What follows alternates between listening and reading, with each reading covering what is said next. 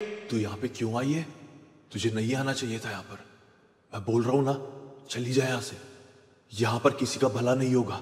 भाग जा यहाँ से, भाग जा, वरना देख वो तो नहीं, मैं ही तेरा नुकसान पहुंचा दूंगा। भाग रही है कि नहीं? नमस्कार दोस्तों, क्या आप जानते हैं कि इस दुनिया में कुछ ऐसे प्रकार के भी भूत प्रेत होते हैं जो सिर्फ और सिर्फ किसी की जान लेने के लिए ही एक इंसान के पीछे आते हैं, और फिर एक बार उसके साथ लग गए ऐसे भूत प्रेत तो फिर वो ना ही उसकी जान लेंगे और ना ही उसको छोड़ के जाएंगे। कई सालों दर साल, कई पीढ़ियां भी कई बार बीत जाती है, वो भूत प्रेत सिर्फ उसी इंसान के पीछे चिपके पड़े रहते हैं। जी हाँ, आज के इस एपिसोड में डरते डरते आपको भूतिया दुनिया यानी कि पैरानॉर्मल वर्ल्ड का एक ऐसा पहलू जानने को मिलेगा जिसकी कल्पना आपने कभी सपने में भी नहीं किए थे।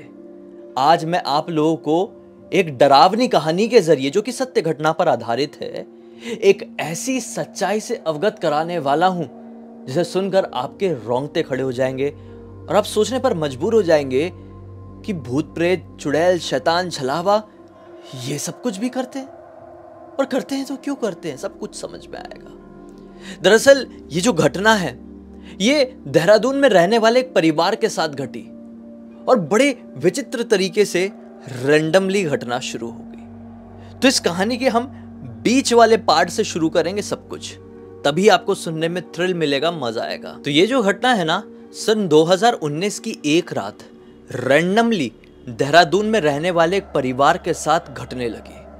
बात यह थी कि रात के 1:30 बज रहे थे।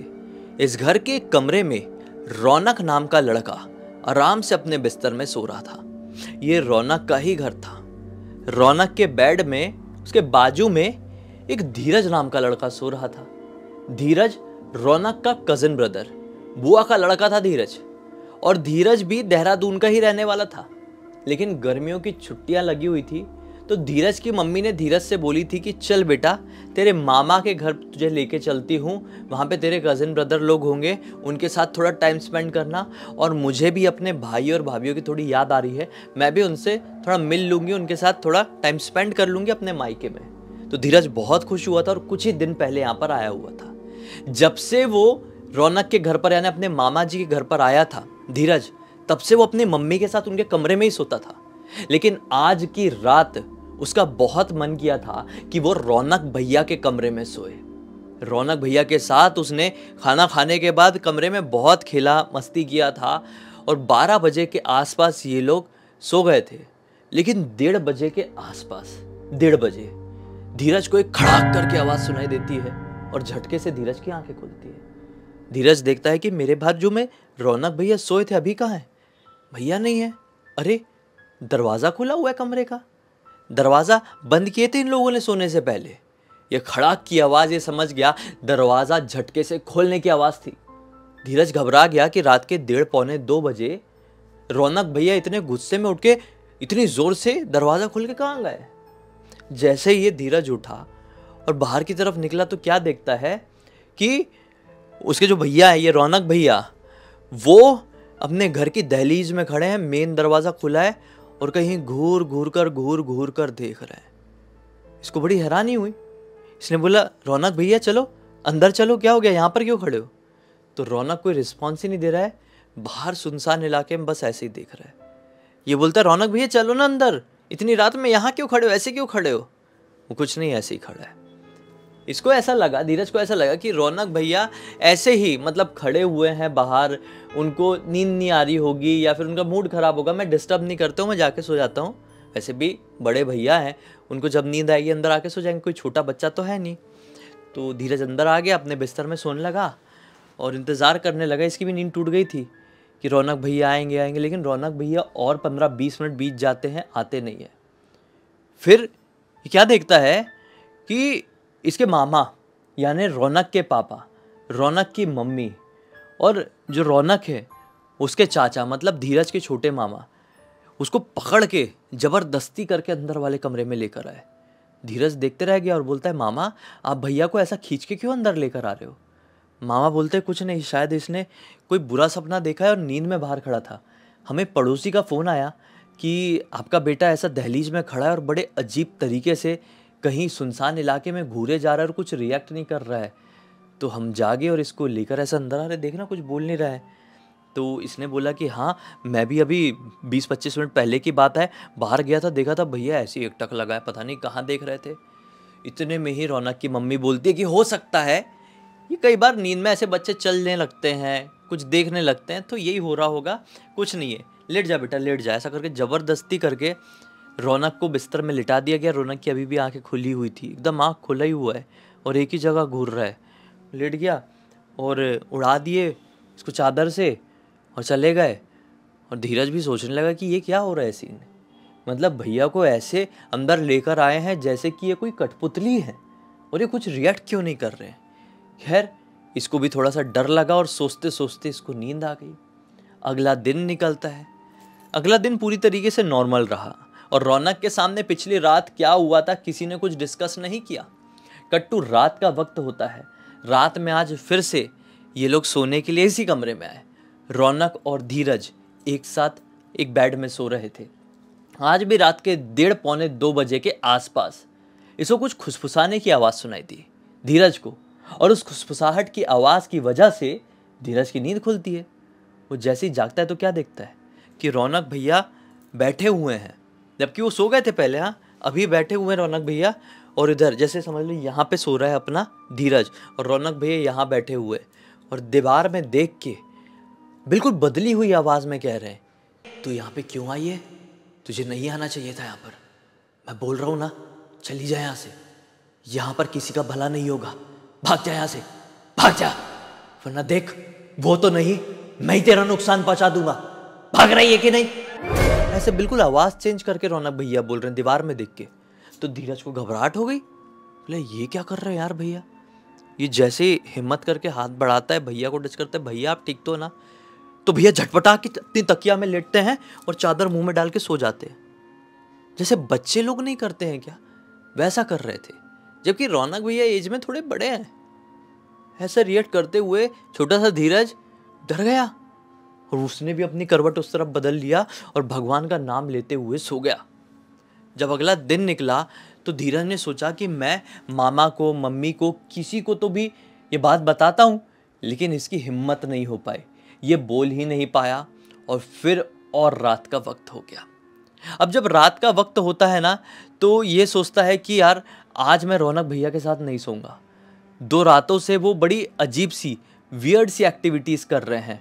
अच्छा यही होगा कि आज मैं मम्मी के साथ उनके कमरे में सोता हूँ।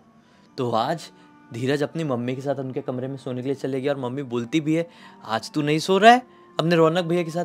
ये बोलता है, नहीं मम्मी नहीं, बस ऐसे ही आपके साथ सोना है, मुझे अच्छे से नींद नहीं आती उस कमरे में। मम्मी ने धीरज को अपने साथ सुला ली।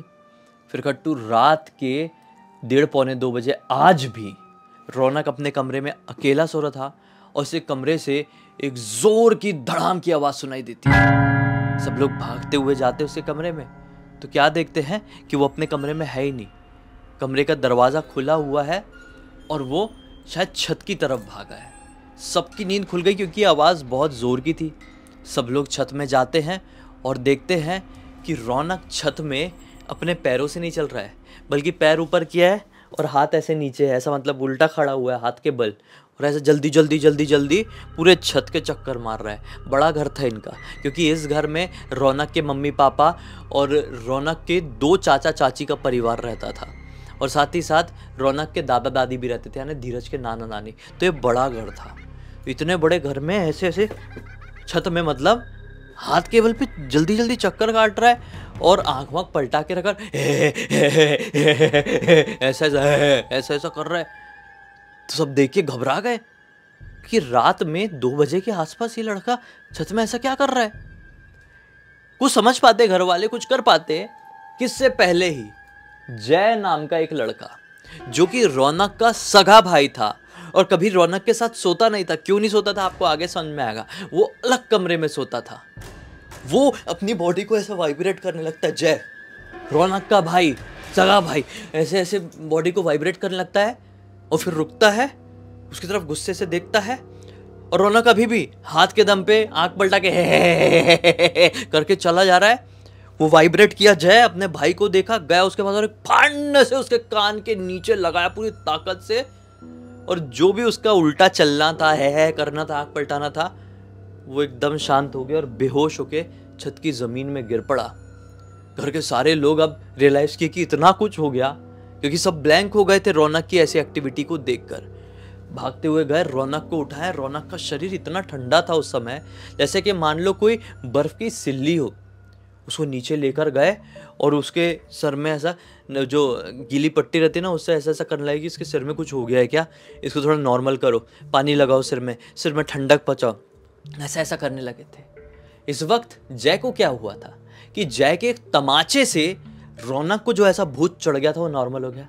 मैं बताता हूँ, जय को काफ़ी सालों से उसके शरीर में एक देवता आते थे।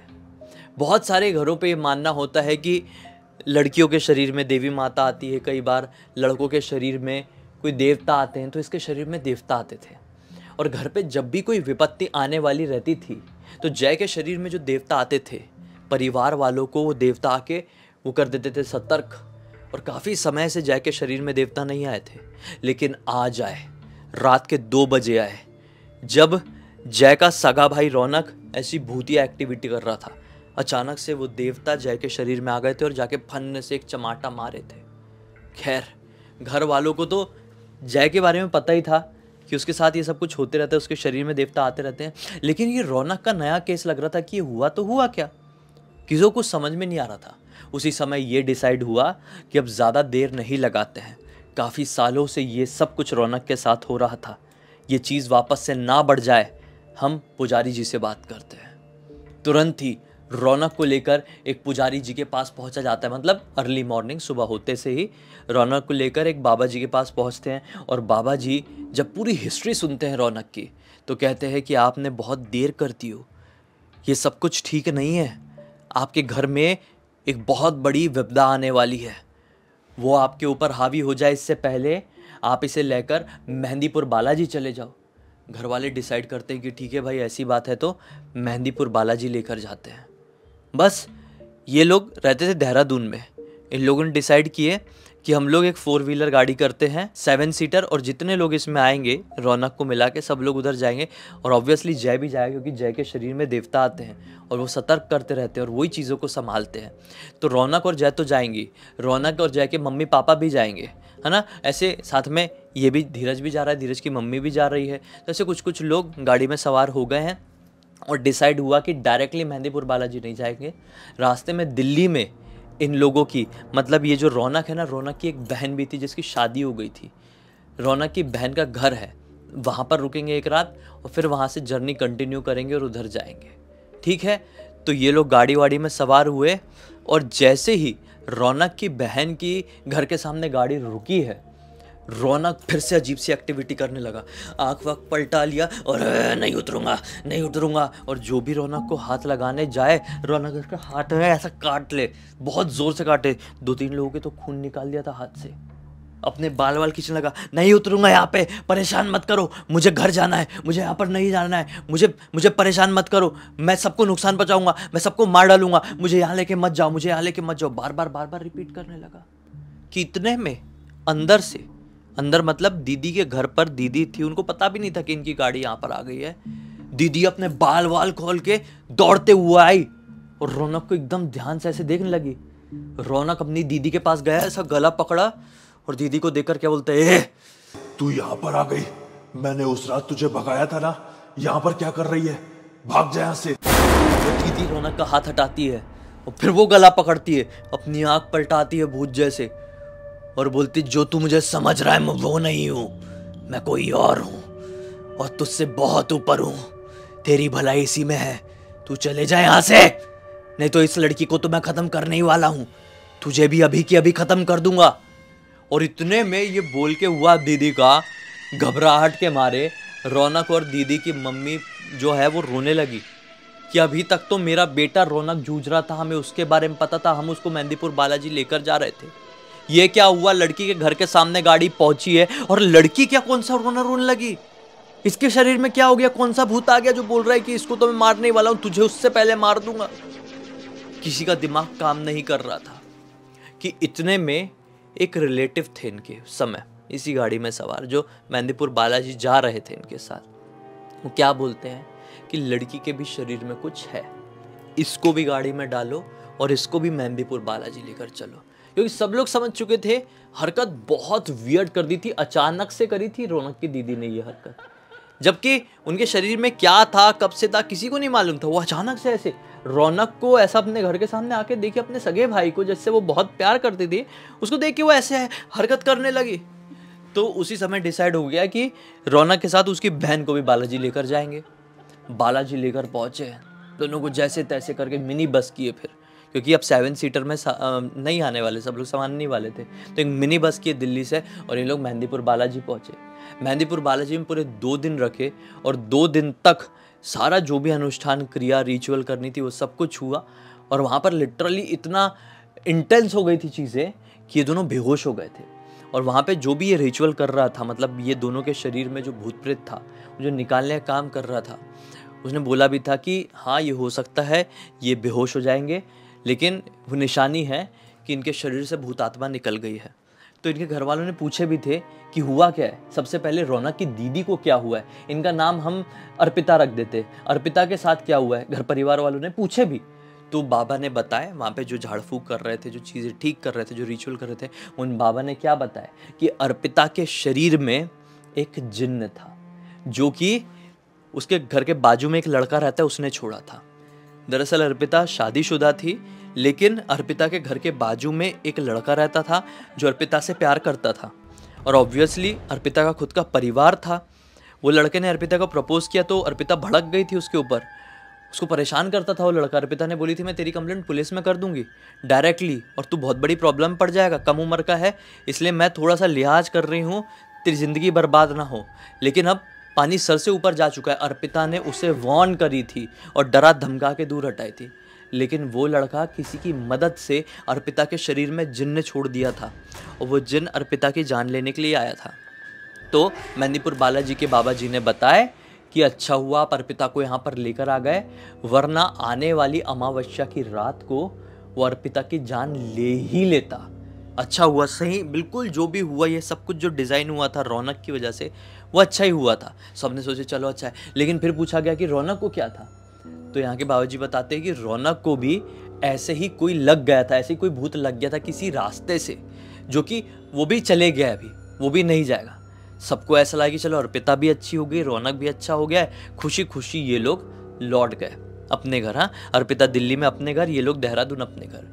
अब खुश थे सब लोग। आने वाले हफ्ते 10 दिन तक इन लोगों ने देखे रौनक को कोई ऐसी परेशानी नहीं हुई, सब कुछ अच्छा चलने लगा। तो घर पे सब बड़े लोगों ने क्या डिसाइड किए कि अचानक से लाइफ बिगड़ी थी फिर अच्छी हो गई है, तो घर पे एक बड़ी पूजा रखवा देते भगवान का थैंक यू करने के लिए।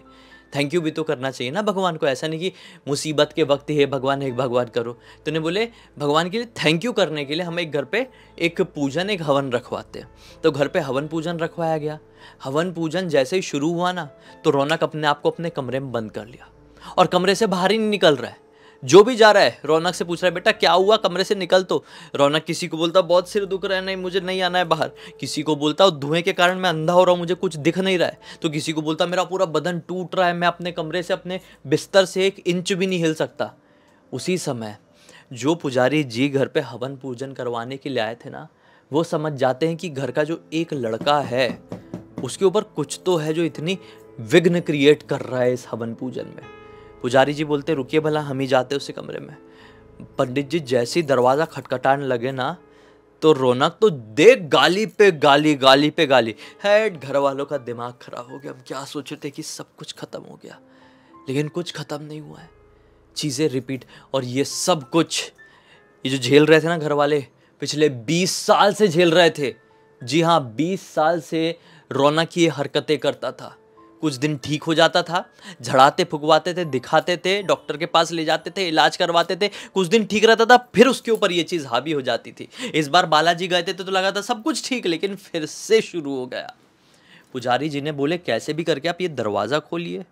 घर के जितने मर्द लोग थे दे लाती लात दरवाजे को मारे। दरवाज़ा जो अंदर से लॉक किया था रौनक ने, वो टूट गया। पुजारी जी जैसे ही रौनक को देखते हैं तुरंत ही कुछ मंत्र पढ़ते हैं, यार हाथ में गंगा जल लिए थे, मंत्र पढ़ के जैसे ही रौनक के ऊपर डाले, रौनक बहुत जोर से चीखा जैसे कि उसके ऊपर पानी नहीं, पता नहीं क्या चिंगारी डाल दिए हैं, इतनी जोर से चीखा।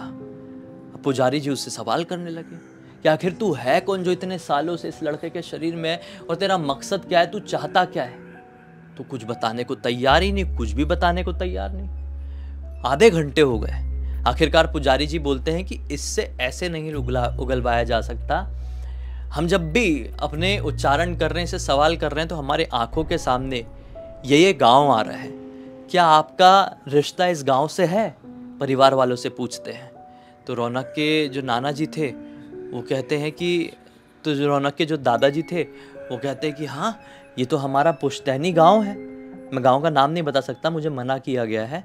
तो रौनक के दादाजी बोलते हैं हाँ, ये तो हमारा पुश्तैनी गांव है। तो पुजारी जी बोलते हैं कि हम भी उस गांव चलेंगे, और उस गांव में जाएंगे ना, तभी आपका लड़का ठीक हो पाएगा, क्योंकि ये वहां जाएगा तभी सब कुछ उगलेगा, तभी इस लड़के के शरीर के अंदर जो कुछ भी है वो निकल कर जाएगा। तो ठीक है बोले, अगर इतना कुछ है, 20 साल से झेल रहे थे, आज ही पुजारी जी, आज रात में ही चल लें क्या, निकल जाए क्या? पुजारी जी बोलते ठीक है, लेट नाइट निकलते हैं, खाना वाना खा के अर्ली मॉर्निंग सुबह गांव पहुंच जाएंगे और फिर करते हैं जो भी करना है। रात के समय यहाँ पे सब पूजा हवन सब छोटे रूप में करवा दी गई। अब शुरू हुई थी तो करवाना ज़रूरी था। फिर रात का वक्त आया, रात के वक्त पुजारी जी को भी गाड़ी में बिठाए, जैसे तैसे करके रौनक को बिठाएं गाड़ी में। रौनक आज भी गाड़ी में बैठने से भी बहुत प्रॉब्लम कर रहा था, बहुत हाइपर हो गया था। सुबह सुबह जब इस गाँव में पहुँचे, गाँव में एंटर ही कर रहे थे, गाँव की सीमा में गाड़ी अचानक से रुक गई। और गाड़ी जैसी रुकी, रौनक अपना दरवाज़ा खोल के बाहर दौड़ के भागने लगा कहीं पे। उसके पीछे पीछे ले पुजारी जी भी भाग रहे हैं, तो सब लोग भाग रहे हैं जितने लोग गाड़ी में सवार थे। एक पॉइंट में आकर रौनक फूट फूट कर रोने लगा। पुजारी जी, जंगल वाला पॉइंट है यहाँ, पुजारी जी यहाँ पर रुकते हैं, उसके सामने आते हैं और उसके सर में सहलाते हैं। आँख पूरी पलटी हुई थी, सफ़ेद आँख थी और रो रहा था। मतलब ये रौनक नहीं रो रहा था, रौनक के अंदर का भूत रो रहा था। पुजारी जी उसके सर में सहलाते हुए बोलते, बेटा क्या हो गया, सच सच बता, तू कौन है और क्यों इतना परेशान है, इसे छोड़कर क्यों नहीं चले जाता? बड़े प्यार से पुजारी जी ने सवाल किए। तो रोते रोते रौनक के अंदर का शैतान, अंदर का भूत क्या बोलता है, मैं इस लड़के के शरीर में अभी से नहीं 20 साल से हूँ। इसी जगह पर उस कमीने ने मुझे बंदी बना लिया था, और इसी जगह पर मैंने भी इस लड़के को बंदी बनाया, सिर्फ एक मकसद से कि मैं इसकी जान लूं। लेकिन ये बेचारा मासूम छोटा सा बच्चा था, इसने किसी का कुछ नहीं बिगाड़ा था, मैं इसकी जान कैसे ले सकता था? लेकिन मेरी हिम्मत नहीं होती है कि मैं इसकी जान लिए बिना इसके शरीर से निकल कर चले जाऊं। मैं निकल ही नहीं सकता, मैं कितनी भी कोशिश कर लूं। मैंने कई बार कोशिश किया कि इस लड़के के शरीर को छोड़कर भाग जाऊं, लेकिन नहीं जा पाता हूं।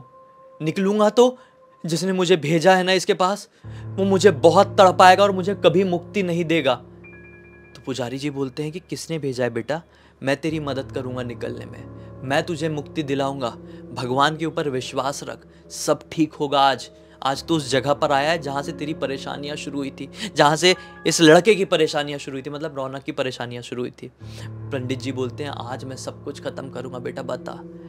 तो जो रौनक के शरीर के अंदर जो भूत था वो बताता है कि इसके जो दादा है ना, उनका एक दोस्त था, वो इनके परिवार से बहुत जलता था और उसने इस लड़के के ऊपर मारण करवाया था, और मैं इसको मारने के लिए आया था, लेकिन मैं मार नहीं पा रहा हूँ और बिना मारे जा भी नहीं पा रहा हूँ। अब दादाजी का पूरा दिमाग चकराया। तब जाकर दादाजी भी वहीं पर थे। दादाजी ने एक स्टोरी वहीं पर ऑन द स्पॉट अपने परिवार वालों और पुजारी जी को बताए कि काफ़ी साल पहले की बात है, रौनक छोटा सा था, मैं उसे घुमाने इस गांव के मेले लेकर गया था।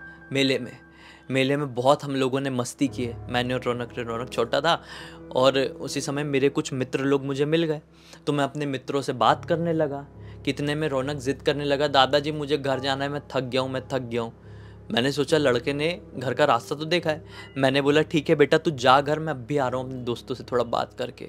रौनक घर तरफ अकेला जाने लगा।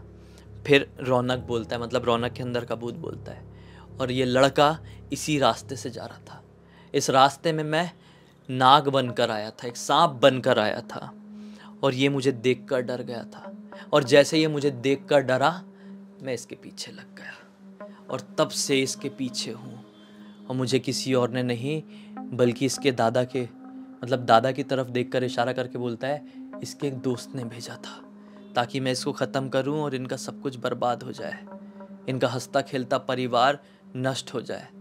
तो पुजारी जी बोलते हैं, देख बेटा, तेरे कारण इस परिवार को पहले ही बहुत परेशानी हुई, 20 साल से परेशानी थी। एक काम कर, तुझे क्या चाहिए, क्या चीज़ तुझे पसंद थी? तो वो भूत बोलता है कि मुझे मुर्गा बहुत पसंद था। तो बाबा जी बोलते हैं, पुजारी जी बोलते हैं, देखिए हम इस चीज़ के तो खिलाफ़ हैं, लेकिन इसके अंदर की प्रेत आत्मा कह रही है कि इसको मुर्गा पसंद है, तो आप लोग इसको मुर्गा चढ़ाइए। तो रौनक के परिवार वालों ने उसी समय गांव जाकर मुर्गे का इंतज़ाम किए और रौनक वहीं पर बैठा रहा, पुजारी जी भी वहीं पर थे और प्रॉपर मुर्गे का वो किया गया। 11 मुर्गे थे और जो भी उनका खून निकला ना मुर्गों का, वो रौनक ने पिया है। जबकि रौनक ऐसा नॉनवेज कभी नहीं खाता था, हाथ भी नहीं लगाया था, लेकिन आज पूरा वो खून पिया है। उसके बाद बहुत ज़ोर ज़ोर से चिल्ला चिल्ला के रोया रोया रोया और वहीं पर सो गया, जंगल में ही सो गया। फिर पुजारी जी ने बोले कि अभी से लेकर आपका घर होगा ना इस गांव में, वहाँ पर रुकिए कुछ दिन के लिए और देखिए सब कुछ ठीक चल रहा है कि नहीं चलेगा तो फ़ोन करके हमको बुलाना, हम फिर कोई दूसरी अनुष्ठान या दूसरी क्रिया देखेंगे। अभी के लिए हम निकलते हैं, हमको छुड़वा दीजिए देहरादून वापस।